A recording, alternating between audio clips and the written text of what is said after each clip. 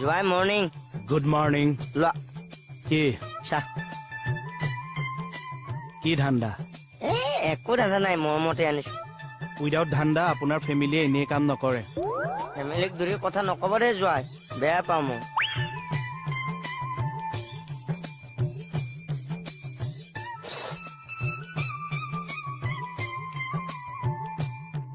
কথা কব। কি হল, কিবা মন্ত্ৰ চন্ত্ৰ গাই আহিছ নেকি? মন্ত্ৰ মত নাই, এই আমাৰ জোৱাইৰ কথাকে কৈছো মই। তেওঁ কি কৰিলেনো এইবাৰ? ফেমিলিক ধৰি কথা কব আছে। ফেমিলিত ধৰি? মই চাহ একাপ মৰমতে দিবৰ কাৰণে গলো। চাহ একাপ ললে, তাৰপিছত কৈছে আকৌ বোলে ধান্দা কি? মোৰ বোলো একো ধান্দা নাই। তাৰপিছত কৈছে বোলে আপোনালোকৰ ফেমিলিৰ মানুহে বিনা ধান্দাত একো কামেই নকৰে বোলে। সেই বুলি কৈছে?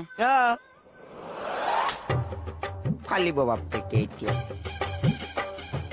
বোলো হয়নে? কি শুনিছো মই এইবোৰ? মনোহাৰ শ্ব'টোনে ভাল হৈছে? 420 কৰি নাথাকিব 24 ঘণ্টাই। ৰবচোন, আপুনি আমাৰ ফেমিলিত ধৰি কথা কৈছে যে? কোনে লগালে, মুকুতা দাইনে? কোনে লগাইছে সেইবোৰ বাদ দিয়ক, মুঠতে মোক উত্তৰ লাগে। পিছাকে এগুণত দুগুণ কৰি লগালে। সেইবোৰ বাদ দিয়ক, উত্তৰটো দিয়ক। কৃষ্ণ কমল খাটনিয়াৰে উত্তৰ নিদিয়ে, প্ৰশ্ন কৰে। পেট পোহা চলন্ত যৌতুক ক'ত সোমাই আছে? কি কৈছে ছাৰ? আপোনাৰ কথা 10খন 15খনকে লগাইছে। কি আছই? ঐ, তই অলপ বেছি কৰি আছ। এই অহা অমাৱস্যাত ভাল দিন এটা চাই মাৰি পেলাম। একো বেছি কৰা নাই, ঘৰ শত্ৰু বিভীষণ ওলাইছে। না লোৱা একেচা কথা মনিব কিয় লগাইছে? ডিভিজন বিভীষণ মানে হয়। বাহনিৰ কোব চিনি পাও? ব্যৱহাৰটো চাওক। কি হল, তই মোক ব্যৱহাৰ শিকাবি? ঘূৰিয়া। ঘৰ ভঙা মানুহ, ঘৰ ভঙা মানুহ মোৰ ঘৰত আকৌ মই বৰ আতুন টোকাৰিকে ৰাখিম।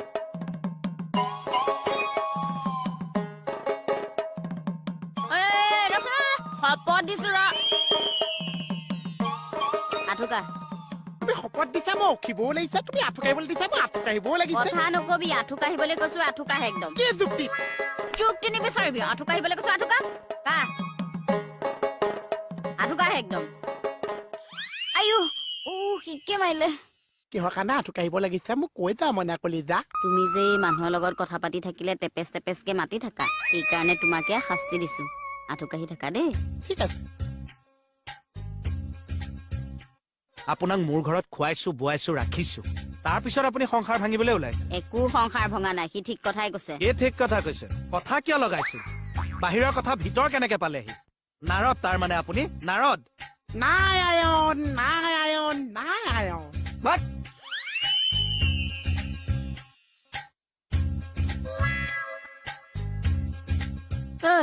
তোক মই বাহিৰতহে আঁঠু কঢ়াই থৈ আহিছিলো। আঁঠুৱেটো কাঢ়ি আছো। নহয়, বাহিৰতহে কৈছিলো।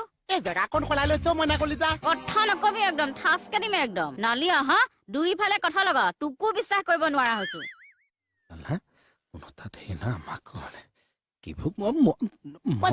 কিটো ভেন ভেননি মাৰি আছে? মাথা চাথা গৰম হৈ আছে ৰাতিপুৱাৰ পৰা। কিয় চা মোকো কওকচোন। জীৱনত কেতিয়াও বিয়া নেপাতিবি মোহন, কৈ থলো। সেইকাৰণে আপুনি নেপাতিলে চা। সেইটো কোৱা নাই, মানে এইবিলাক জঞ্জালত নোসোমাবি বিয়া বাৰু, সেইটো কৈছো। হ'ব চা, মই পাতি ল'ম। মই কমলহঁতৰ মানা কৰিম। আপোনাৰ মনিব পৰা অশান্তি হৈ আছে বহুত বহুত। এটা কাম কৰক, মনিবক মোক দি দিয়ক। আপুনি বেলেগ মাইকী লৈ আহক চা। কি কলি? মই তোলে বিয়া হব লাগে? ভিতৰ দি মোৰ ভাঙি দিম একদম। তুমি অশান্তি নকৰিবা, যোৱা। কি হল এতিয়া? মইহে অশান্তি কৰিলো। চুপ চুপ। কিহৰ চিঞৰ এইটো? না মানে এনেই চুপতি। কি সুধি আছো মই আপোনাক? তাকে কিহৰ চিঞৰ আছিল এইটো? তাৰে কি সুধিছে উত্তৰ নিদিয়ে কেলে এতিয়া? মই কৈ আছো হা, কেঁচা মানে আখৰ প্ৰেক্টিচ কৰি আছে। এইটো মানে মৰি হাড়ি ভাঙি দিম। মহা অসভ্য ছাৰ। দেখিছে দুটা গিয়েক ঘৈণীয়েকে কাজিয়া কৰিছে, মোক এনে ফচাইছে। আহা ভিতৰত ৰ'ব, থাকিলে। মোক মোৰ প্ৰশ্নৰ উত্তৰ লাগে। ছাৰ, এখেতে উত্তৰ নিদিয়ে নহয়, প্ৰশ্নহে কৰে। মোক কিন্তু উত্তৰ দিব লাগিব। দিয়ক। ছাৰ আহকচোন, বহক ছাৰ। তুমি মানে এতিয়া ছাৰক মাজত লৈ মেল গোটাবা? দিমেই। আমি যেন মেললে ভকা মানুহ ন।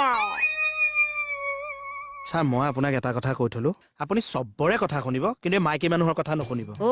মহিলা সমিতিয়ে কিন্তু আপোনাৰ ওপৰত ধৰ্ণা দি দিব, কৈ দিছে।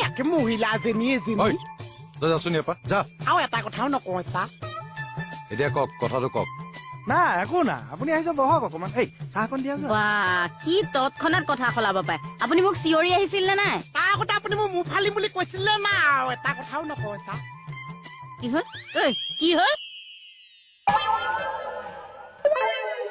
আপুনিওতো অন স্পট আগতে এনেকুৱা কৰা দেখিছে ছাৰ কিন্তু কিয় কৰিছো মনে মনে থাকক